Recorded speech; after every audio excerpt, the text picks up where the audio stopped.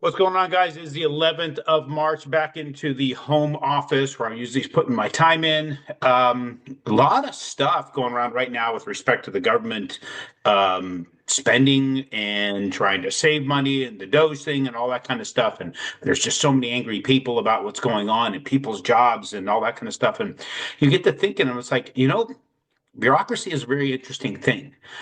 They create stuff, right? I know, I mean, just in the check boxes when we're going through the world that we're in, the lending space, for instance, you have pre-2008 and post-2009. Now, pre-2008, there was, guys, it was a wild west. People were writing all kinds of stuff. They did have oversight. It's not like we didn't, but then you get post-2008, and then you get to work monster oversight, new things created out of thin air to oversee some of these things. And then as they're creating these new entities to do oversight, they're overseeing small sections of it instead of the whole thing, right? They oversee small sections, but then they create massive workforce for this oversight. Then in reality, how much are they really putting time in, and exactly how much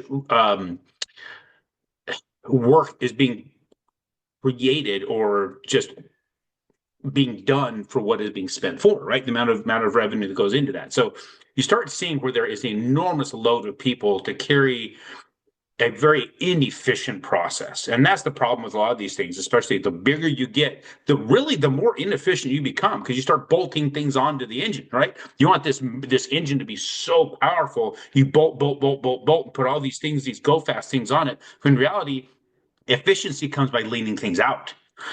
So the larger you are sometimes doesn't make you better. It actually makes you worse and completely inefficient. So that's what we're seeing with respect to this whole government thing with what they're doing. The other big scream is, well, if we just take the millionaires and billionaires and tax them 2%, well, guys, do we even understand how taxes work? When you start looking at actual taxes and start seeing how it's structured, we have this tiered system of tax. And what's funny is we just take it as normal life. We don't ever really argue with it like we really should, or spend time really researching it and understanding it. We have a median household income in the United States of $75,580. Now, we all can deduct if you're a single, if you do like married filing separately, single filing, it's $15,000 initial deduction, right? If you're married filing jointly, it's a $30,000 deduction. So if you got that, let's just take that standard deduction of $30,000. That leaves your taxable income of just over 45 grand. Then you've got federal tax that you're going to have for federal income tax, which is $4,900, just under 5,000. That right there puts your tax rate at 6.6%. But then you get into the FICA tax. And what is FICA? FICA is the Federal Insurance Contributions Act that was put in place during Franklin Roosevelt's term as president. And it was really established as a way to provide financial assistance to retired workers, disabled individuals, for survivors of deceased workers. It was designed as a safety net to reduce poverty among the elderly and the vulnerable part of our population. Also, really a forced retirement plan for ourselves. They were setting that aside. So that's where you get this FICA tax that comes in. That's another $5,700 for a total tax of over 10 grand, 10,700, which is 14.3% of that person's income. So the average person is going to see, if you're not doing any deductions whatsoever and just following what's standard, you're looking at 14.3%. Now, fast forward, jump ahead to a person who's making $1 million a year, right? Millionaires, they should be eating this. Those some bitches should be paying. If they paid their fair share, we're paying 14%, us average people. Those pricks need to be paying more, and we would get rid of this problem. But no, they're getting away with murder. Well, they get the exact same standard deduction, 30 grand. And then their taxable income is $970,000 if you've made $1 million on your, let's say, W-2, which is possible if you're talking about a salesperson. There's a lot of sales, probably one of the most lucrative businesses in the world. Then your federal tax on that is $279,000. That's 27%, almost 20, it's like 27.9. So 28% of their income already hit for federal taxes. Now you get into the FICA tax. Now there is, when it comes to Social Security, there's a cap. They stop at a certain level. You can't get taxed past a certain level of income. But between that and the total contributions, the Federal Income Contributions Act, you end up with a total of $31,909 for total taxes of $311,000.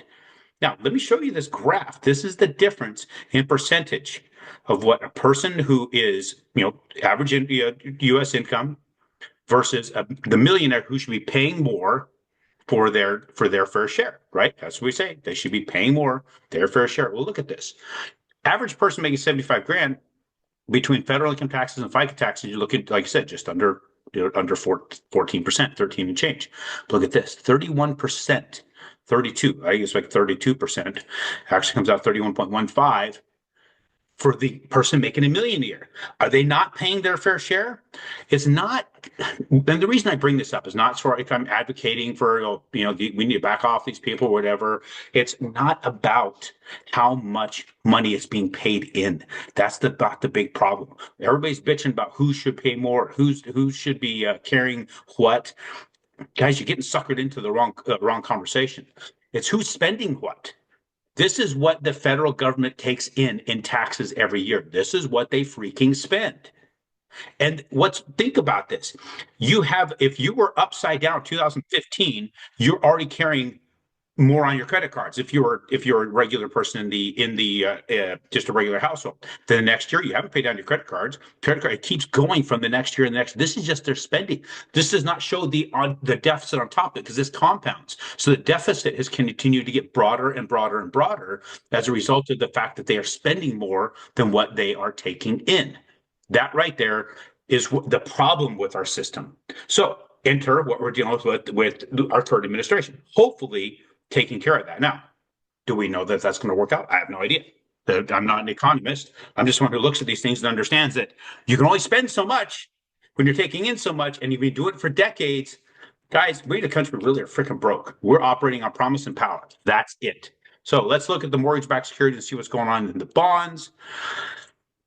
Okay, so we've had I'm going to go ahead and take this channel out because it really doesn't help us to discuss it.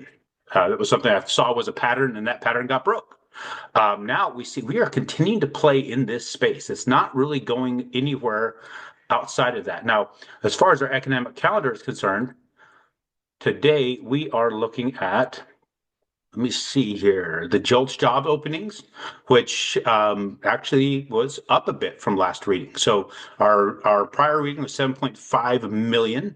It was revised to 7.6 million. Now our actual today is 7.74 million. So some job openings, interestingly enough, even though there's jobs being thrown out when it comes to the public space, there's job openings out there. So maybe there's spots for some place to go and be productive rather than just getting money from the taxpayer. So right now we're sitting on what has been a pretty strong floor in the past. So I'm going to blue this thing out because that hopefully is a floor for us and retain that spot. But what we have is a volatile enough market that we don't know what's going to happen. What's very interesting is we've seen some really negative movement in the stock market these last couple of days, but still negative movement in the bonds. That means there's just not a lot of people really secure in either one of them at the moment. But these are all, it's not a monster movement in the mortgage-backed securities, but we're also seeing it's negative, but it's also supported. If it breaks below that, we can see it get really, really negative, really, really fast. In fact, let's go back and look at this. You can see how it has a pretty big fall. Now, we might have support right in here, but I think we have a lot of fall. We have these moving averages that we're staring at in here. Let me zoom this in a bit. So you got these moving averages here that would act as some support. But as you can see, we also have a gap down. Well, we did actually close that gap here with this. So we have a long ways to drop because of how fast it climbed without a whole lot of resistance.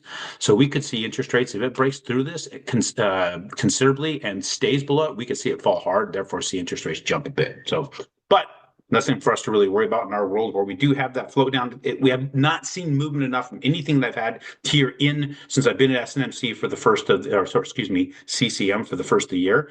We haven't seen enough movement in there to warrant any of the flow down. It's for big movements, not little tiny movements. Just because the news said, hey, things got better, not enough to be able to influence an actual drop in that kind of rate. The other thing we need to look at, guys, LLC loans, DSCR, it's the ding-dingling of stuff. You need to reach out to me. We'll talk it all over. I'll explain to you why this right now makes more sense than conventional. I don't care how many Fannie Freddie slots you've got.